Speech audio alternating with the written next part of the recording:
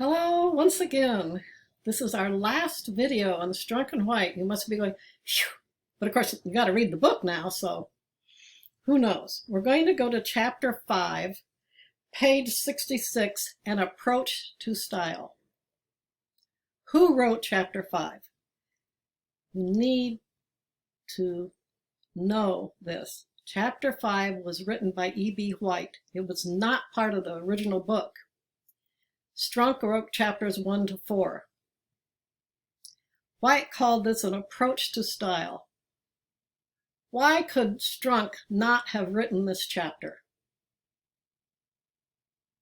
Look back through the table of contents and look at what Strunk titles his chapters. Elementary rules of usage. Elementary principles of composition. A few matters of form.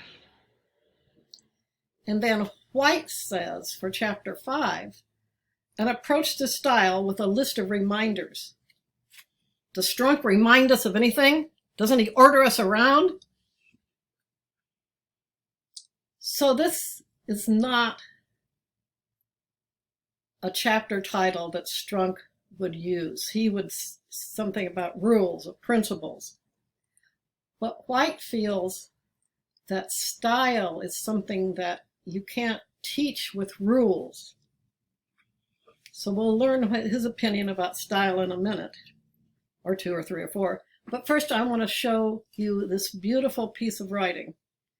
We have 4 chapters, and White refers to the first 4 chapters, and then he tells us what his chapter is going to say. And he does it all in a very short amount of time. So I'm on page 66. Up to this point, the book has been concerned with what is correct or acceptable in the use of English. So in one sentence, he summarized all of Strunk's book. Up to this point, the book has been concerned with what is correct or acceptable in the use of English. Wow, great. In this final chapter, we approach style in its broader meaning. Style in the sense is what is distinguished and distinguishing. Here we leave solid ground.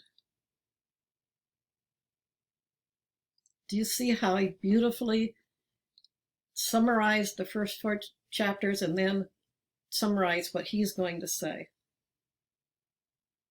That's good writing. Who can confidently say what ignites a certain combination of words, causing them to explode in the mind? Who knows why certain notes in music are capable of stirring the listener deeply, though the same notes slightly rearranged or impotent? These are high mysteries. There is no satisfactory explanation of style. No infallible guide to good writing. No assurance that a person who thinks clearly will be able to write clearly. No key that unlocks the door. Now that's a stupid cliche. Now, do you see his reference to Zinster there? No assurance that a person who thinks clearly will be able to write clearly. These English guys are poking at each other all the time.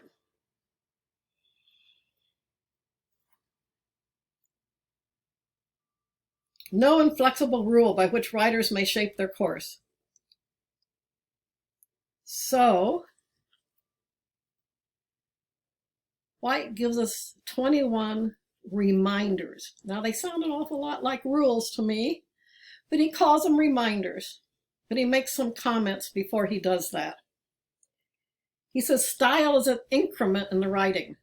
Now, if you think of math, an increment is something added on. So style is an increment of writing. So some of you haven't developed your style yet, which is fine. You're in a first semester English course, a first semester of college. Now you may have put off your English class, but supposedly you're supposed to take it the first semester. You will develop a style eventually, if you haven't yet, so don't worry about it. So he talks about how different writers use their words. Now I'm going to take out my chapter that's fallen off.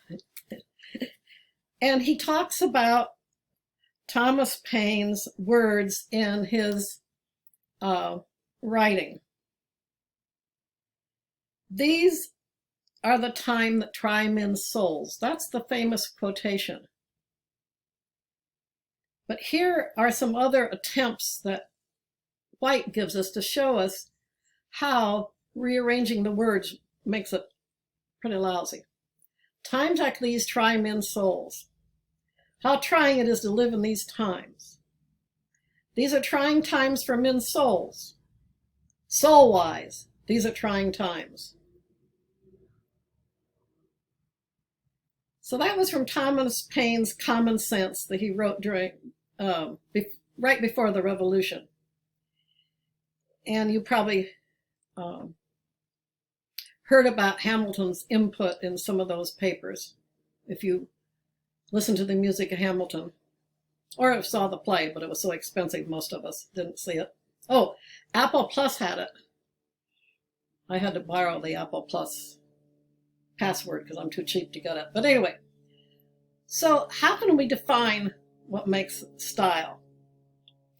So White goes into looking at number of words. And he talks about, excuse me, Hemingway. Supposedly Hemingway used short sentences, and he talks about Faulkner, and supposedly Faulkner used long sentences. So he talks about them on page 68.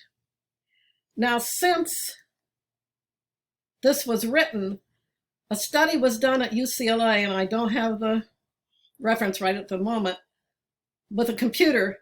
So remember, this was 57, so computers weren't around much. Big universities like Purdue University had a whole room with a computer in it. They weren't like these little telephones you have now. It's my understanding that your telephone has more power in it than the computer that sent the first thing to the space to the moon. I'm so brilliant today, aren't I? I can't remember everything. Anyway, so the computer studies showed that all the writers they studied, including Hemingway and Faulkner, used a balance of different sentence lengths. So that is an answer to style. So now on page 68, White quotes, "He did not still feel weak." That's from Faulkner. Then the next one, "Manuel drank his brandy." That was from Mice and Men by Steinbeck. And then he quotes a poem by Robert Frost. "My little horse must think it queer to stop without a farmhouse near." That's from The Road Not Taken. Some of you may have had to write an essay in high school on The Road Not Taken. It's too bad that that essay is given all over the United States in high school because it's supposed to help you with your career, because it kind of ruined the poem for you. Because I think it's a beautiful poem. Frost is one of my favorite poets. In fact, I was actually watching something on Netflix where it was taking place in Wales, and the man from Wales quoted one of Frost's poems, "Good fences make good neighbors." And I thought, oh, wow, because, you know, the British are always thinking their literature is better, maybe, I don't know. But I thought, great, somebody quoted Frost. Sorry, I get carried away. And then the next one, "I have perceived that to be with those I like is enough," is from I Sing the Body Electric by Walt Whitman. So he quotes different people to show you their style. And then he talks about writing for most is laborious and slow, and that's true. I don't think writing is hard as much as it takes up your time and you identify it as hard. Because I know you don't want to do a pre-writing and a rough draft. You just want to whiz something off. Well, that's not the way to do it. You got to make several drafts. So then we get to page 70. And that starts the 21 reminders. So now I agree with all 21 of them except one. And if we were holding a Zoom class or in a classroom, I would let you go through all 21 rules and try to guess which one I don't agree with. So I'll give you a couple minutes now to go through those 21 reminders from 70 to, gee whiz, I don't remember what page it is, to 81. So go through pages 70 to 81 quickly, looking at those rules and try to guess which one I don't agree with. And I will sit here twiddling my thumbs and give you a chance to see if you can find the rule, whatever it is, and then I'll come back to you and tell you. Let's see. What time is it? Okay, give you a couple minutes.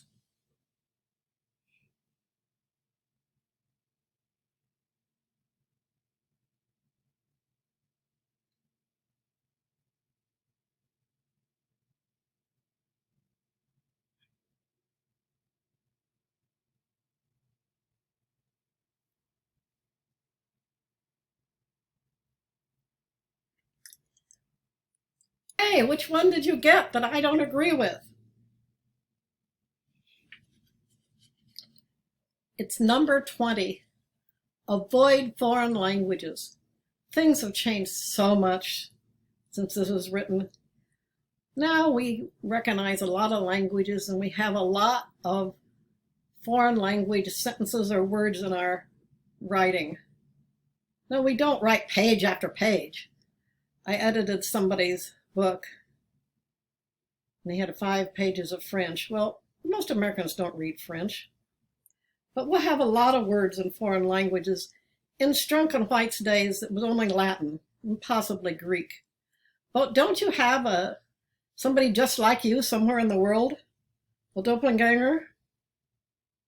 Or do you get joy off of somebody's unhappiness, like Schadenfreude? That's German. How about déjà vu? The feeling that you've been there before. Or Yenta. Or laissez-faire. Verboten. Mensch. C'est la vie. Touché. I'm sure you could give me a list of other words. So I agree with all the other rules. Now the one that a lot of students goof up on is this one about the cat hospital.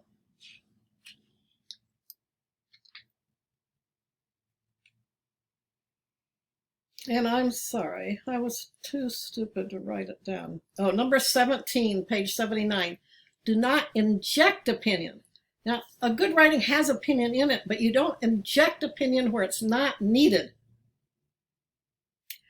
So in Rule 17, this man who hates cats has been invited to speak at the opening of a new cat hospital. The proper thing to do is to say, I'm sorry, I can't make it. Thank you for inviting me. You don't inject your opinion where it's not needed. So you don't say, I'm sorry, I can't come because I hate cats. Do you see the difference? So it's injecting an opinion where it's not needed. So Strunk says, you do not have to let fly at cats. Now that's slang, and you're not supposed to use slang. And that's not how we would say it today. So he should have said, you don't have to insult cats. So I agree with the Rule 17, but if you just glance at it quickly, you will find that you might think I don't agree with it. Now, I have goofed, and I promise you to be the last tape, but I didn't finish talking about Chapter 5, and they only allow me 15 minutes on this free thing. So I'm going to have a 9.5. So I will come back to you soonly.